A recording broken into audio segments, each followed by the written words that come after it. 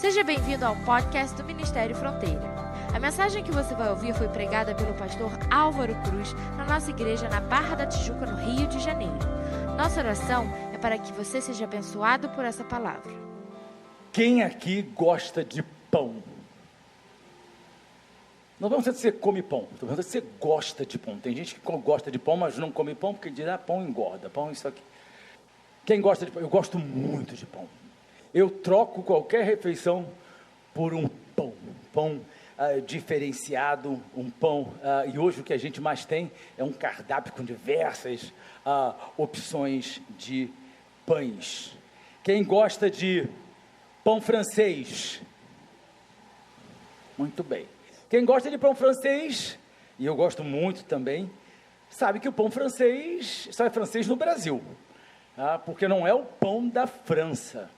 Esse pãozinho passou a se chamar pão francês aqui no Brasil, porque no início do século XX, antes da Primeira Guerra Mundial, os retornados, avantajados filhos que tinham ido estudar na Europa, voltaram falando a respeito de um pão que era diferente do pão brasileiro.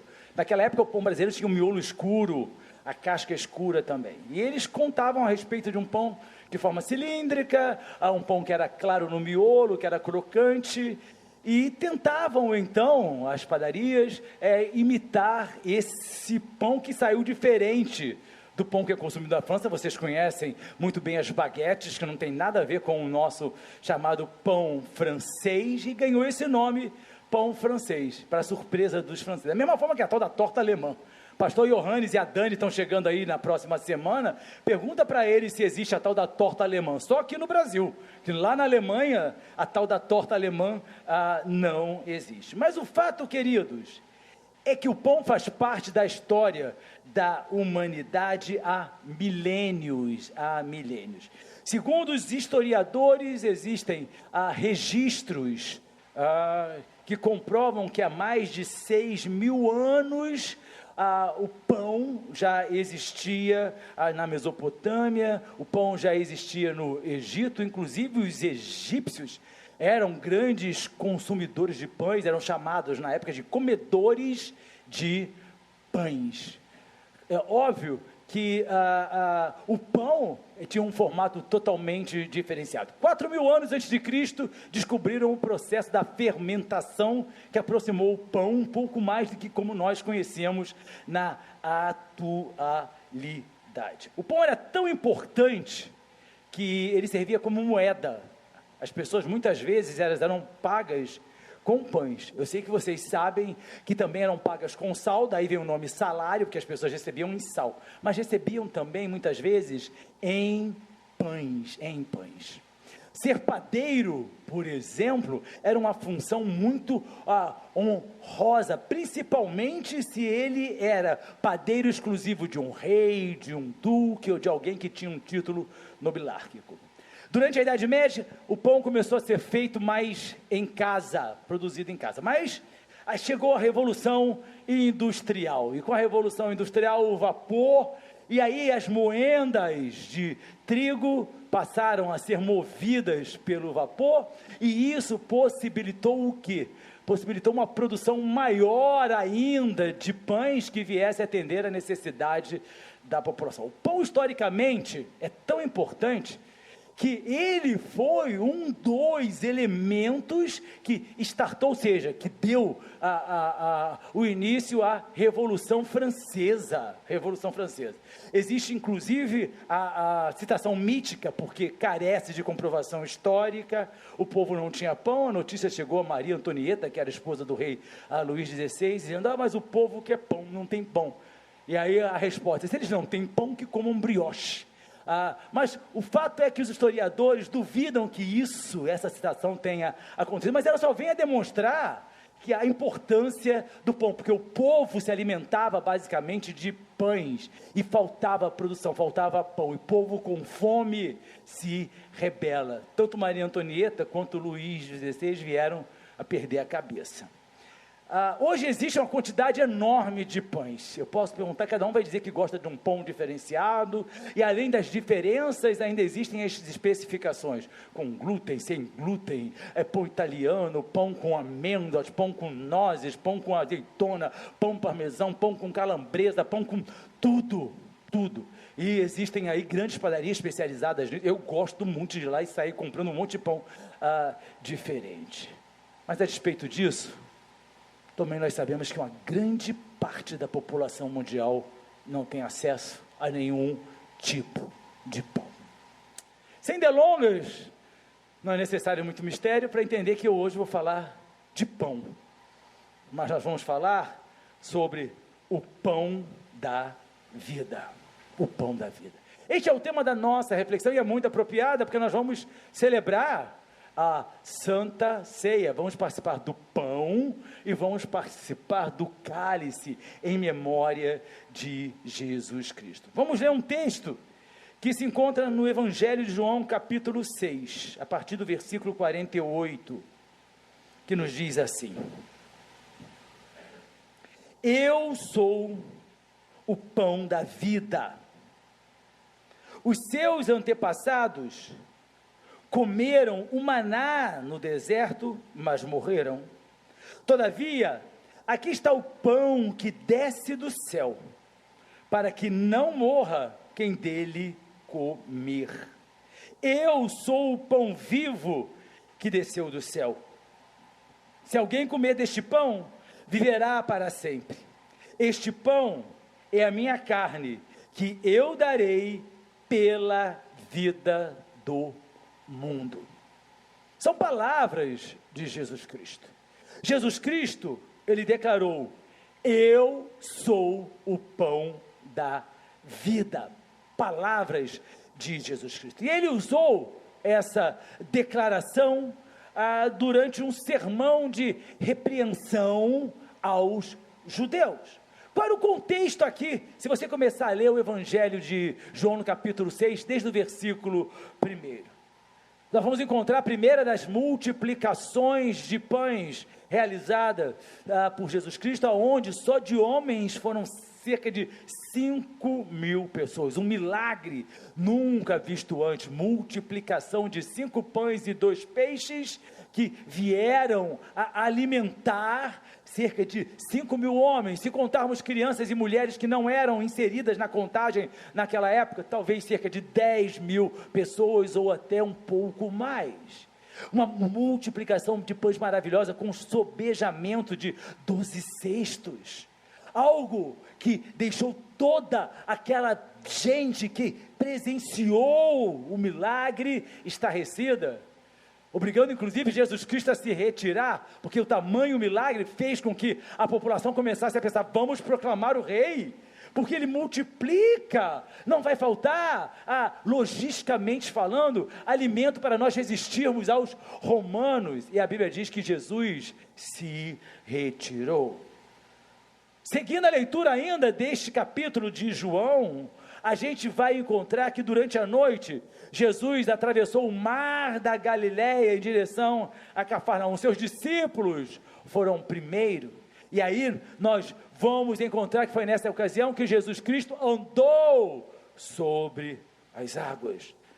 O mesmo capítulo registra 2 milagres maravilhosos: a multiplicação de uma substância, e Jesus Cristo caminhando sobre outra substância, que aos homens era impossível caminhar sobre ela, sobre as águas.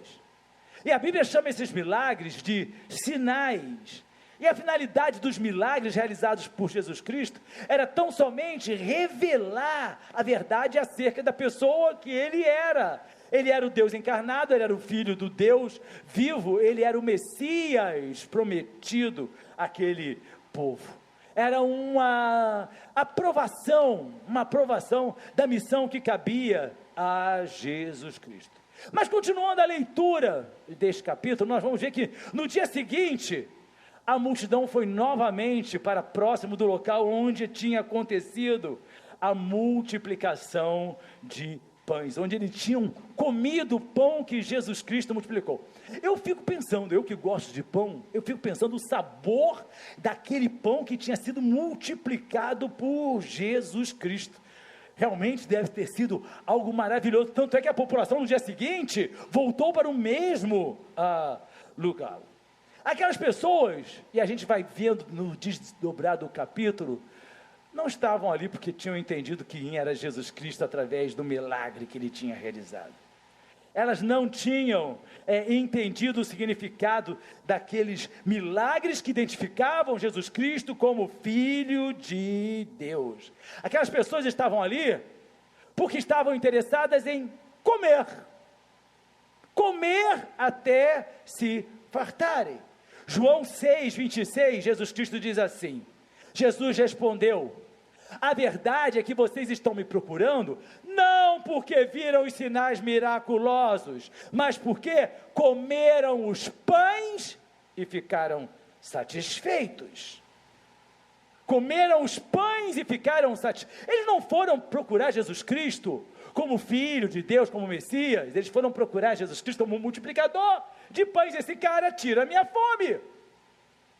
Estavam interessados nos milagres, e hoje não é diferente, queridos. As igrejas muitas vezes se enchem por pessoas que estão interessadas em milagres, ou seja, algo que venha de encontro às suas necessidades, algo que venha de encontro àquilo que elas estão precisando. Elas não estão pensando em Jesus Cristo como Salvador, não estão preocupadas com a vida eterna, estão preocupadas na vivência do dia a dia, daquilo que é comum, em resolver seus problemas financeiros, seus problemas de relacionamento, às vezes seus problemas de saúde. Elas estão preocupadas no agente que faz o milagre. Elas estão preocupadas em serem também o alvo daqueles milagres, serem alcançados por esses milagres, mas não olham para Jesus Cristo como Salvador. Estão sempre olhando para Jesus Cristo como alguém que pode fazer algo para mim. E nós estamos sempre necessitados de alguma coisa. Se hoje Ele me cura, amanhã Ele me dá dinheiro. Se hoje Ele me dá dinheiro, amanhã Ele vai consertar o meu relacionamento. E se Ele hoje conserta o meu relacionamento, amanhã Ele vai aumentar o meu patrimônio. É isso exatamente que desde os primórdios a Bíblia registra. Mas Jesus, continuando a leitura ainda deste capítulo, repreende a multidão, ensinando que eles deveriam parar de trabalhar simplesmente pelo alimento físico. O que Jesus estava dizendo não é cruzem os braços e não trabalhem. O que Jesus estava ensinando é: não se preocupem com essa vida secular, passageira, breve. Tenham aspirações maiores, preocupem-se com a vida eterna, preocupem-se com a salvação das suas almas. No versículo 27 do mesmo capítulo, Jesus diz: não trabalhem pela comida que se estraga, não trabalhem ou seja, por aquilo que é passageiro. A comida hoje pode ser deliciosa, aquilo que você deixar no prato, 2 dias depois vai estar cheio de bolor, de mofo, vai se estragar. Mas pela comida que permanece para a vida eterna, ou seja, preocupe-se com aquilo que é eterno, não com aquilo que é passageiro. Mas infelizmente, nós humanos, mesmo na igreja, estamos sempre olhando para Jesus Cristo como alguém que vai consertar alguma coisa que nós fizemos e deu errado. Ele é um faz-tudo, e Ele está dizendo: olha, trabalhem, ou seja, preocupem-se com a comida que permanece para a vida eterna, a qual o Filho do Homem lhes dará. Deus, o Pai, nele colocou o seu selo de aprovação. Jesus está dizendo: não há nada na face da terra que seja capaz de preencher o vazio que o homem tem. A vida humana só tem significado, essência e sentido quando nós verdadeiramente estamos em Cristo. Não é quando nós estamos na igreja tão somente, porque tem muita gente que está nas igrejas, mas não está em Cristo. Tem muita gente que está de audiência na igreja, mas não tem uma postura de vivência em Jesus Cristo, de compromisso com a verdade que é Jesus Cristo, de viver como Jesus Cristo determinou que nós vivêssemos, de nos identificarmos plenamente em Jesus Cristo.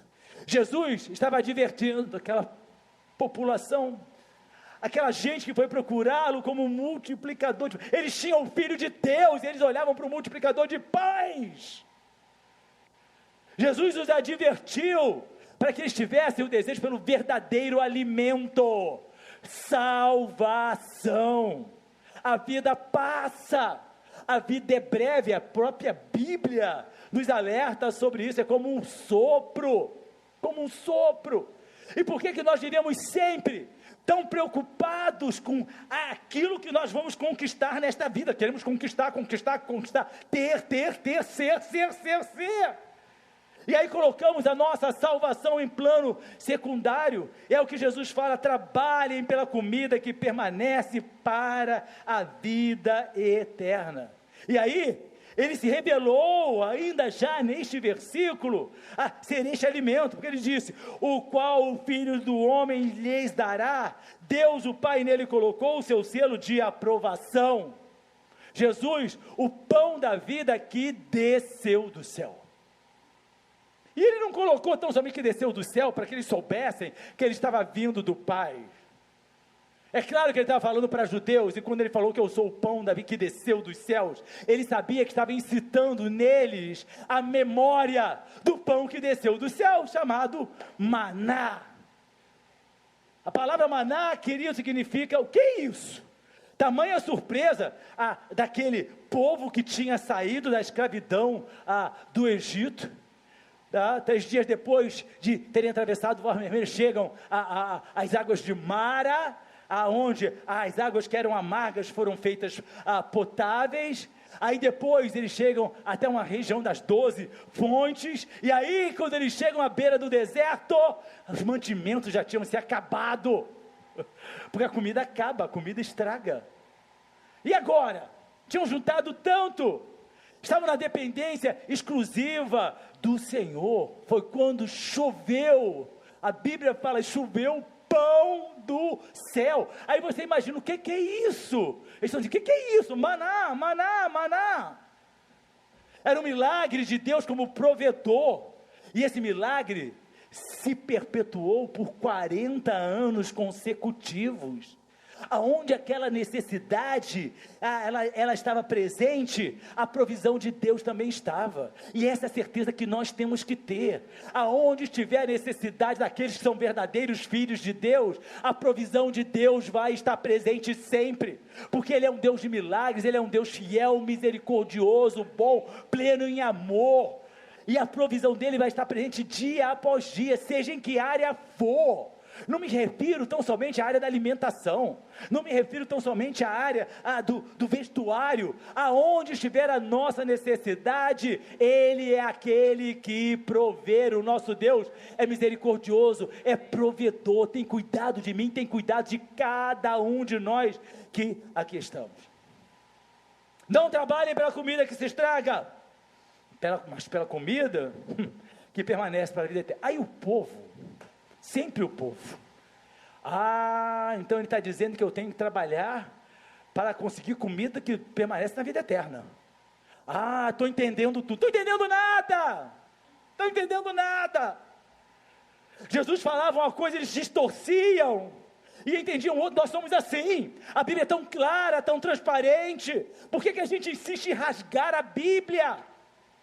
Por que a gente insiste em querer interpretar pessoalmente, individualmente, de um prisma próprio, aquilo que a palavra de Deus é tão transparente? Aí, queridos, eles entenderam tudo errado, e aí fizeram uma pergunta, baseada naquilo que Jesus tinha dito. No versículo 28, eles perguntam assim: então lhe perguntaram, o que precisamos fazer para realizar as obras que Deus requer? Ou seja, o que a gente tem que fazer para ter a comida que permanece para a vida eterna? Ou seja, o que eu posso fazer para conquistar a vida eterna? O que nós podemos fazer? Nada. absolutamente nada. Nós somos salvos por graça, e graça é favor não merecido. Nós somos salvos pela porta da graça que se abriu com o sacrifício de Jesus Cristo na cruz do Calvário. Nenhum de nós merecemos a salvação, mas através da fé que nós temos em reconhecermos que Jesus Cristo é o Filho do Deus vivo, que derramou o seu sangue para pagar a nossa carta de dívida, os nossos pecados, nós somos salvos, nós temos os nossos pecados perdoados, nós nos tornamos uma nova criatura. Aí fora as pessoas dizem, me perdoem, fora da caridade não há salvação. Não é Jesus que salva, é a caridade que você faz. E aí as pessoas são obrigadas a se vincularem à caridade, porque estão construindo o seu caminho da salvação. Mas peraí, pastor, mas a Bíblia fala sobre santidade. Mas é claro que a Bíblia fala, Hebreus traz, ninguém vai agradar a Deus sem santidade é impossível agradar a Deus. Por quê, queridos? Porque a Bíblia nos mostra que nós caminhamos em Jesus Cristo e devemos permanecer nele até a morte. Até a morte. E aí, quais são essas obras particulares que podem agradar a Deus? Seria um sacrifício maior? Era o que os fariseus faziam. Era o que os fariseus faziam. Se vestiam como homens santos, oravam de forma eloquente, se exibiam diante do público com a imagem da santidade e acreditavam que as suas obras construiriam, pavimentariam o caminho para a salvação. As nossas obras são tão somente consequências daquilo que nós cremos. Tiago já entrou nesse debate maravilhoso sobre a fé e sobre as obras. Por que eu obedeço a Jesus Cristo? Porque eu amo Jesus Cristo. Por que eu me submeto à vontade de Deus? Porque Deus é maravilhoso, Ele é perfeito. Porque eu decidi, eu escolhi. A resposta de Jesus é sempre incisiva. E Ele mostra aquele povo que não é por méritos, não é por meio de sacrifícios humanos. No versículo 29, Jesus respondeu, a obra de Deus é esta, crer naquele que Ele enviou. Aí eu fico pensando, aquele povo vivenciou multiplicação de pães. 1500 anos antes, os ancestrais vivenciaram a travessia do Mar Vermelho a pé seco. A Bíblia faz questão de dizer isso, a pé seco. Não teve lama, a pé seco. Os ancestrais, durante 40 anos, andaram pelo deserto, maná vinha do céu, as roupas não se desgastavam, os pés não inchavam, e eles tinham a presença de Deus com eles, mas ainda assim, eles eram incapazes de entender. Nós somos assim, nós ouvimos a palavra do Senhor, alguns ouvem a palavra do Senhor às quintas e aos domingos, outros frequentam o seminário, ouvem, e alguns vão pela ação do Espírito Santo, vão permitindo que essa palavra haja em suas vidas, trazendo mudança, transformação, mas muitos obscurecem a sua mente, ouvem, não entendem. É o que Jesus falou para aquele povo, vocês estão aqui, não é porque vocês estão me procurando não, vocês vieram aqui porque vocês querem comer pão. Jesus era muito educado, mas ele era muito objetivo. Vocês não entenderam nada, a obra de Deus é esta, crer naquele que... Mas eles não sabiam reconhecer que Jesus Cristo era o Filho de Deus? Como é que eles iam crer naquele que enviou, se eles não sabiam? Ou não queriam reconhecer que Ele era aquele que tinha sido enviado? Eles conseguiram ver em Jesus Cristo até um líder militar, um líder político, um grande libertador, tudo isso eles conseguiam ver em Jesus Cristo, mas não enxergavam aquilo que era a verdadeira missão de Jesus Cristo. Nós estamos aqui, queridos, porque nós amamos a Deus. Nós estamos aqui porque nós cremos que fomos salvos pelo sacrifício de Jesus Cristo na cruz do Calvário. Nós estamos aqui porque nós somos salvos, porque nossos nomes estão escritos no livro da vida. Nós vamos celebrar a ceia em memória de Jesus Cristo como nosso Salvador, não como aquele que multiplica bens, não como aquele que multiplica pães. Nós estamos aqui para adorar o Filho do Deus vivo, porque Ele nos salvou e ninguém poderia fazer essa obra. Eles tinham cegueira espiritual. Queridos, se tem uma coisa que é terrível na nossa vida espiritual, é a cegueira. A sabedoria popular diz assim, não é versículo não, gente. O pior cego é aquele que não quer ver. Quando nós estamos na casa do Senhor, quando nós recebemos Jesus Cristo como nosso Salvador, nós só não enxergamos porque nós nos recusamos a enxergar. Nós só não queremos ver, porque ao ver, vai trazer para nós confronto de quem nós somos e quem nós precisamos ser. E isso vai demandar de nós decisões, isso vai demandar em nós atitudes, comportamentos, mudanças, e muita gente prefere continuar cego. A cegueira espiritual deles era tão grande, olha só, foram procurar alguém para desalimentar. Aí Jesus ensina para eles e diz assim, mas o que eu tenho que fazer para então conquistar essa comida da vida eterna? Aí Jesus fala, você tem que crer naquele que ele enviou. E aí eles vêm com a outra pergunta, demonstrando como estavam tateando espiritualmente, vendo milagres portentosos, milagres inimagináveis. Eles perguntam, versículo 30, então lhe perguntaram, que sinal miraculoso mostrarás para que o vejamos e creiamos em ti? O que farás? Como? I beg your pardon, como? O que farás? Estão colocando isso, mostra suas credenciais aí para que a gente possa crer. Faz aí um milagre para que a gente possa acreditar, porque eles estão dizendo aqui, ó, que sinal miraculoso mostrarás para que o vejamos e creiamos em ti? O que farás? O que farás? Eles presenciaram a multiplicação dos pães. Eles presenciaram 5 pães e 2 peixes, alimentando cerca de 10 mil pessoas, e se você quer ficar tão somente com os 5 mil, que seja. E aí eles perguntam, que milagre que você vai fazer? Porque para eu crer em você vai ter que mostrar alguma coisa para mim. Tem muitas pessoas que aceitam Jesus Cristo porque estão sofrendo, necessitadas, carentes. Aí elas se inflamam dizendo, agora minha vida vai entrar no eixo.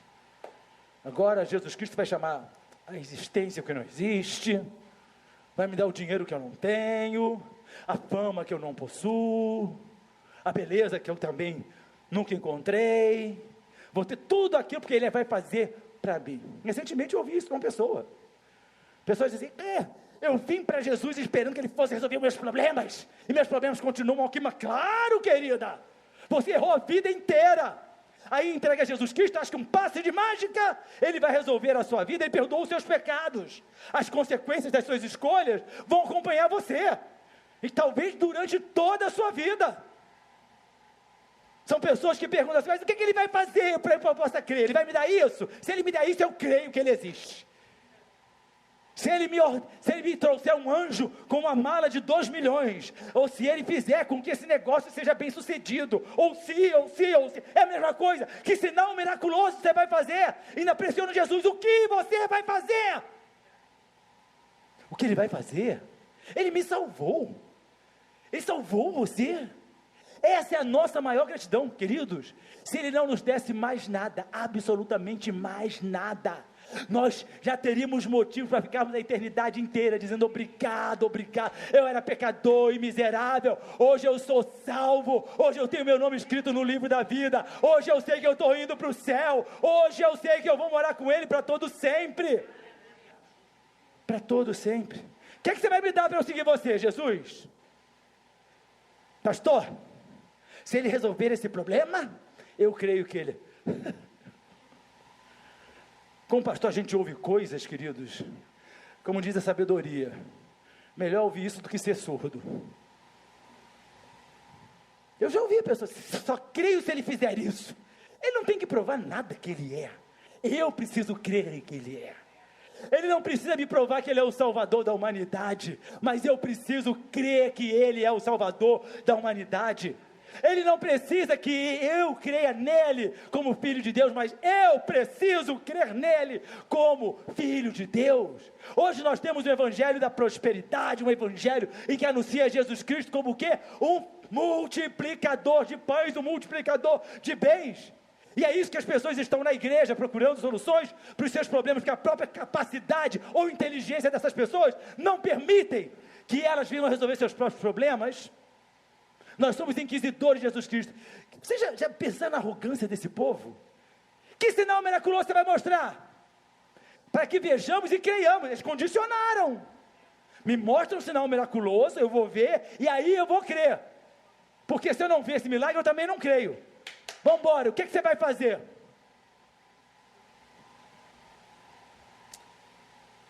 Ninguém, entenda, queridos, ninguém coloca Jesus Cristo contra a parede. Se o Senhor mostrar, gente que ora assim, se o Senhor me mostrar isso, eu vou crer, mas se o Senhor também não fizer, eu não vou crer. Existem pessoas que abandonam o caminho da salvação porque ficaram frustrados por não terem seus problemas resolvidos. O que farás? Aquelas pessoas estão pedindo credenciais a Jesus Cristo. Aí, queridos, eles emendam. Primeiro querem ver um milagre, o que você vai fazer? E aí no versículo 31 eles dizem assim: os nossos antepassados comeram maná no deserto. Está escrito: Ele lhes deu a comer pão do céu. Olha só, o povo que estava com Moisés viu maná. A gente até agora viu pãozinho ali naquele dia. Mas hoje, essa hora, a gente não viu nada. A gente não viu absolutamente nada. Estamos dizendo o seguinte: não foi tão maravilhoso assim você ter multiplicado pães e peixes, não. Eu quero algo maior. Eu quero algo com mais impacto. Deus nos abençoa. Quantas bênçãos você já recebeu de Deus? Mas quanta ingratidão também nós trazemos à presença do Senhor. Somos abençoados hoje, amanhã nós já esquecemos. Por quê? Porque já queremos outra coisa. Aí Ele vem, nos abençoa. No primeiro problema que surgiu, nós já esquecemos o poder dEle, a fidelidade dEle, a misericórdia. E aí já entramos em desespero, em angústia, em pavor. Porque nós nos esquecemos, e é isso que estavam dizendo: olha, não foi tão grande assim esse milagre de multiplicar pães e peixes, não. Por quê? Porque olha só, nossos antepassados comeram maná, pão que veio do céu durante 40, isso sim é milagre. 40 anos de pão descendo do céu, isso sim é milagre. Já ouvi pessoas dizendo assim: eu vou voltar porque eu era antes, porque essa história de ser evangélico não resolveu nada na minha vida. Como é que é? A pessoa foi salva e está dizendo que não resolveu nada, por quê? Porque os problemas financeiros dela continuaram marcando presença ali. São pessoas que nunca verdadeiramente enxergaram Jesus Cristo como Filho de Deus, nunca enxergaram Jesus Cristo como aquele que salva, que perdoa os nossos pecados. Nunca. E quando eles falaram isso, olha só, eles deu a comer o pão do céu. Aí Jesus Cristo vai ensinar a eles sobre o pão da vida e o maná no deserto. Eles disseram que seus pais haviam presenciado um sinal maior, maná no deserto.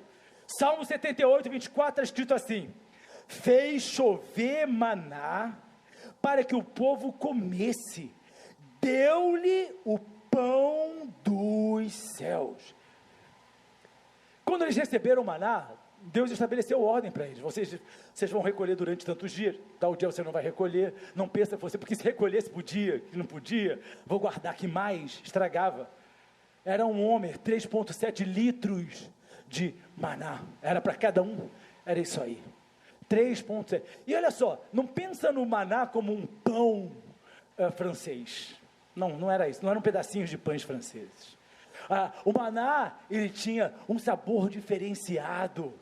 O maná era algo que alimentava com todas as substâncias necessárias para que aquele povo sobrevivesse à terrível travessia do deserto, condições inóspitas.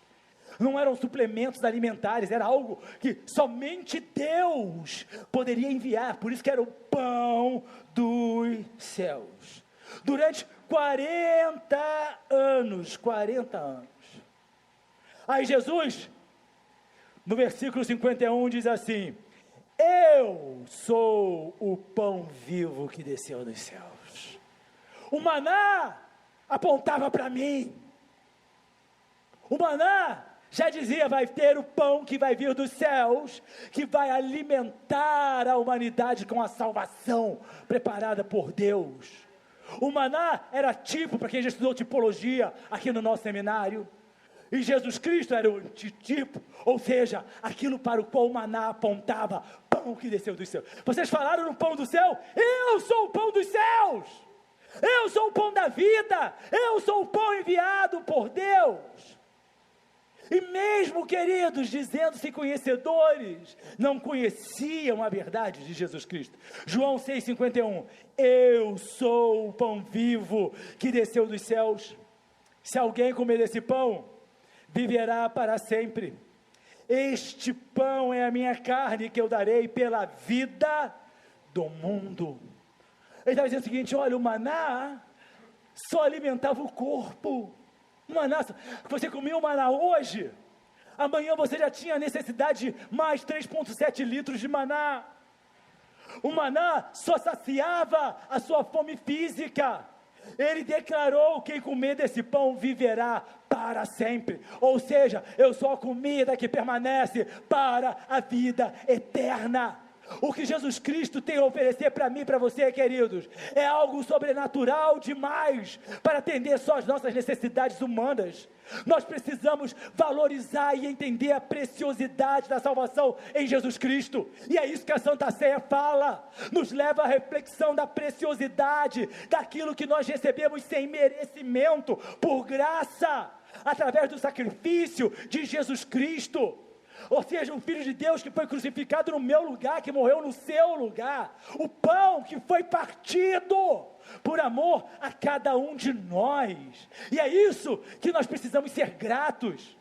As pessoas se alegram, ai, recebi uma grande bênção, comprei um carro novo, ai, recebi uma grande bênção, a chave do meu apartamento novo, ai, recebi uma grande bênção, está aqui a chave do meu novo consultório, alegria, alegria, alegria, mas é a alegria da salvação, o gozo da salvação, a alegria de dizer, eu era pecador e miserável, mas o sangue de Jesus Cristo me purificou de todo pecado. Só isso, pastor? Só salvação? Eu quero mais, eu quero bens materiais, eu quero maná, eu quero coisas que Deus amava, que eu possa comer, que eu possa saciar a minha barriga, pão vivo que desceu do céu, quem comer do Senhor. Onde está a nossa verdadeira gratidão? Por isso que a ceia, a gente faz em memória de Jesus Cristo. Durante a Santa Ceia, o nosso pensamento, a nossa gratidão, a nossa adoração é só para Ele. É nós nos lembrarmos quem nós éramos, chagados, apodrecidos pelo pecado, e nós fomos regenerados, justificados pelo sangue de Jesus Cristo. Nós somos feitos novas criaturas, coisas velhas já passaram. Seja grata ao Senhor. Mas meu coração está muito triste, pastor, porque amanhã eu tenho uma conta para pagar. E se você morresse no pecado? Essa conta você ia pagar por toda a eternidade, no lugar chamado inferno, aonde dinheiro algum pode livrar você, a não ser o precioso sangue vertido na cruz do Calvário, o sangue de Jesus Cristo. Esse é o motivo da nossa gratidão. Renda ações de graças ao Senhor pela sua salvação, porque um dia o Espírito Santo, que você permitiu entrar em você, convenceu você do pecado, da justiça e do juízo, do pecado, da justiça e do juízo. Eles tinham muita dificuldade de crer, muita dificuldade de crer. Em João 6,32, Jesus Cristo disse assim, declarou-lhes Jesus, digo-lhes a verdade, não foi Moisés quem lhes deu o pão do céu, mas é meu Pai quem lhes dá o verdadeiro pão do céu. Entenda o seguinte, queridos, o maná quem deu foi Deus. E Deus, Ele é a única e exclusiva fonte de todas as bênçãos. Todas as bênçãos. Efésios capítulo 1, versículo 3. Bendito seja o Deus e Pai de nosso Senhor Jesus Cristo, que nos abençoou com todas as bênçãos espirituais nas regiões celestiais em Cristo, sempre em Cristo. Nós somos abençoados porque nós não merecemos nada. Por isso que a bênção vem através de Jesus Cristo, e Ele nos abençoa com todas as bênçãos. Tiago 1,17 diz assim: toda boa dádiva, todo dom perfeito vem do alto, ou seja, toda a bênção vem dos céus.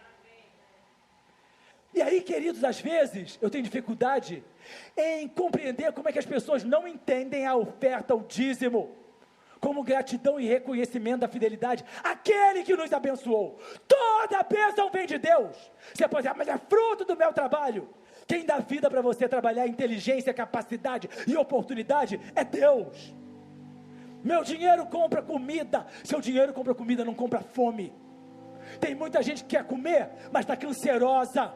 Tem muita gente que quer comer, mas não tem apetite. O seu dinheiro pode comprar uma linda cama king size, uma cama de tamanho extraordinário, colchões maravilhosos. Tem muita gente que morre porque quer dormir. Por que Michael Jackson morreu? Porque ele queria dormir. E aí ele tinha na casa dele um médico que o dopava toda noite para ele pudesse dormir. E sabe com o que ele dopava? Com anestesia. Ele recebia anestesia. Essa semana eu fiz um exame de colonoscopia. Nunca tinha tomado anestesia na minha vida. Nunca fiz cirurgia nenhuma, nem nada. Aí quando eu entrei no centro cirúrgico, a anestesista veio: olha, eu vou dar uma cirurgia aqui. Eu falei: vou fazer uma oração. Pensei, deu anestesia, o Senhor meu. Não deu nem tempo de falar: Senhor meu Deus. Só falei: Senhor meu, quando eu acordei já estava no quarto. E era isso que aquele cara queria. Milionário, centenas de milhões de dólares, famoso como ninguém, rei do mundo. Eu quero dormir, me anestesia. O médico errou na dosagem, por isso que está preso, e o cara morreu, porque queria dormir.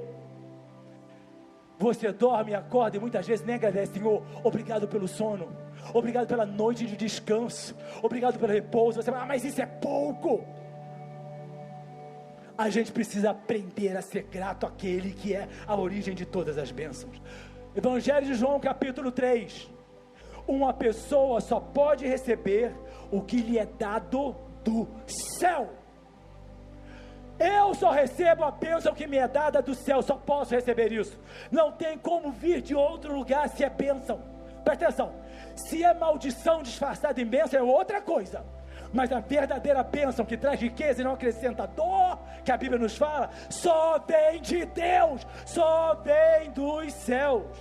Por isso, queridos, a gente precisa aprender a ser grato ao Senhor, adorar ao Senhor e a querer comer do verdadeiro pão da vida. Se você quiser saber mais sobre nós, visite nosso site ministeriofronteira.com. Nos encontre nas redes sociais ou faça parte dos nossos cultos, todas as quintas e domingos. Que Deus te abençoe.